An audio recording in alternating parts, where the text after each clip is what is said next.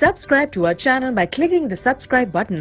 Click the bell button and enjoy the latest uploads from our channel. Question number 25, what is a retrovirus? Retrovirus क्या होता है?